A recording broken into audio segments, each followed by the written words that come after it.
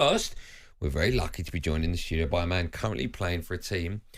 This is written by No Tandan, although he's right, absolutely flying in the Premier League. Brentford centre-back Ben Mee joins. Hello, Ben, how are you? I'm good, thanks. How are you? I'm good. You're making your debut on talkSPORT. Debut, yeah. So Debut. we'll leave our kid gloves on. We'll have some fun with you. Take it easy. Firstly, I've always wanted to know, right, away from football, the surname Mee, right? Does it sometimes become quite annoying if you're booking a table in a restaurant? They go, "Can I take a name?" You go, "Me," and they go, "Yeah, you."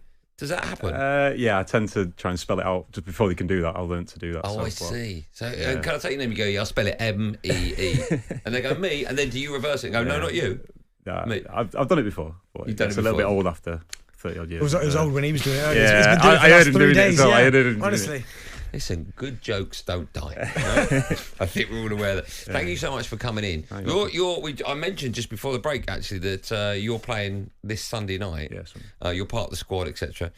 How do you feel about Sunday night games? Jim White was talking about it, I think, a couple of days ago. Spurs obviously are playing. It's all to do with Europe. It might become a thing, it might not. But what do you make of 7 p.m. on a Sunday night? Yeah, it's a first for me, to be fair. But obviously, I think it's more impactful for the fans than players.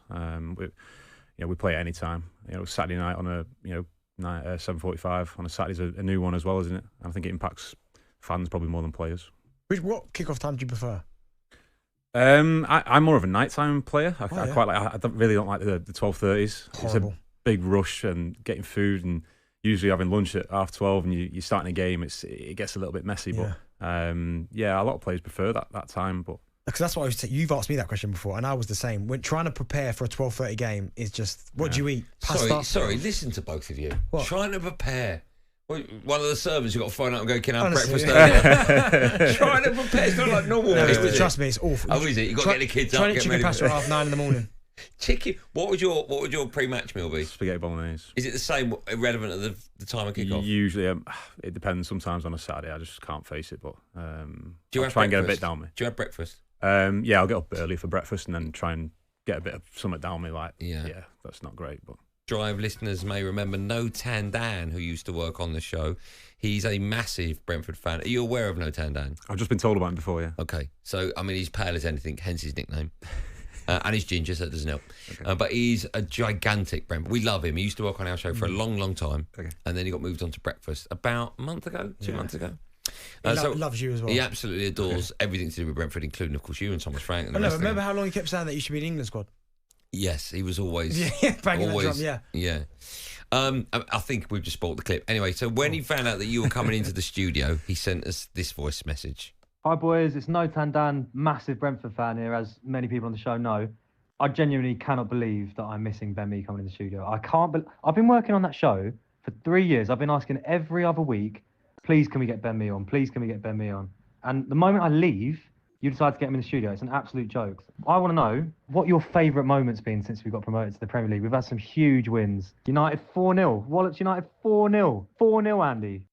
I don't think that was this season, but let's keep it all this season, shall we? Do you play in that game? You did, didn't you? I scored in that game. Yeah. Was that first game of the season? It was the first. It was our first home game. It was Eric Ten Hag's first game, right? Or first away game? First away game. Remember, they beat Arsenal in their first game in the Premier League. Yeah. I wasn't there then.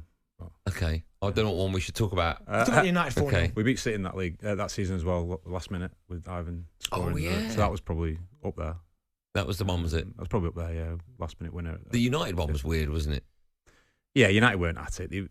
We just ran all over them first half and sort of caught them off guard, caught them by surprise. And I think Ten Hag came with an idea how he was going to play, and I just don't think the Premier League was like what he thought maybe. When that's happening, right? As a viewer, I'm watching it on my telly and I can just see football.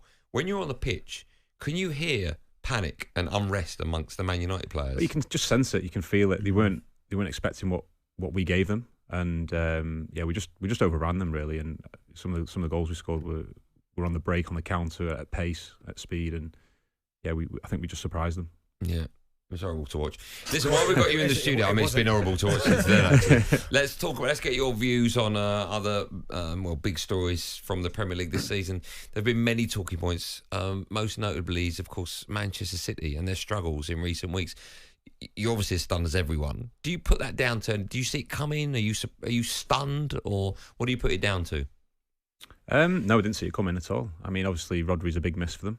But they've got so many top-class players. You expect them to to be able to sort of string results together and stay up in the race. But I guess that can happen in football. You can go on a little bad run. It's just not happened to City for a long time. It's happened to Guardiola, I don't think ever in his career. So that makes it a bigger surprise than probably most. Okay, talk about Arne Slot. Has hit the ground running. Yeah. I mean, more pain for me. How impressed have you been with Liverpool? Are they better now under Slot than they were under Klopp? Under Klopp they were quality, but I think this new man, he's done so well just to come in and take on the reins and sort of go to another level. When we went there, they were fantastic, and having watched them through the season, I think they're such a tough team to play against. Solid at the back, but they're not afraid to sort of go in behind and playing behind, and the front three work the socks off, and they just seem to have it going at the minute, and it's working for them. I was going to ask, sorry, are they your favourites for the title? Yeah, at the minute, yeah. I think so. Okay. Yeah, when you look at the other end of the table, the relegation battle, I mean, it's tight down there and it's difficult. One team that's been down there for a couple of seasons and has struggled is Everton. But you obviously know Sean Dyche really, really well. Is he the best man for that football club to get to save them effectively? And why is he so good at that type of situation? Yeah, I mean, he gets his criticisms, obviously. Where Everton are in the league, I think there's a lot going on off the pitch as well at the club at the minute. So I think that's difficult. But he'll rally the team, he'll rally the group, and I think it might not be sort of favourite with everybody, but he will do his best to keep that team in the league, and he'll keep on doing what he does. He won't change his ways. He'll keep on doing what he does, and I think he's probably the right man at this moment in time. Is that the type of, because a lot of people have made the kind of comparisons, the football that he plays. Is that the football that he wants to play, Sean Dyche, you think? Or is it just a case of, for him, at times, he's having to just find a way to survive? Because people say that, I've heard that he can play better football, but he chooses not to play better football. I mean, I'm not sure. I think he plays how he wants to play. He sets up a team how he wants them to set up. And I think if he wanted to change, he probably could. But I think that's how he wants to play at the minute. I think he's got Calvert-Lewin up front. He's got Dwight coming off and playing well and playing with his sort of wingers high and wide and getting the ball down the channels and getting crosses in. I think that's how he wants to play, and that's how he went against us. Lots of crosses in the box, getting men in the box, and not too much sort of in front of that. It's more get the ball wide and get it in the box. So. Yeah. Ben, listen, thank you so much for coming in. It's been a real pleasure, as always. When it flies by, you think, that was too good. We must get you back in. I was going to ask, what's next for you? Your deal at the moment ends this season, the end of the season? Yeah, end of the summer, yeah. You've just turned 35. Yes, yeah. What's next for you? We've seen you in the dugout before, right?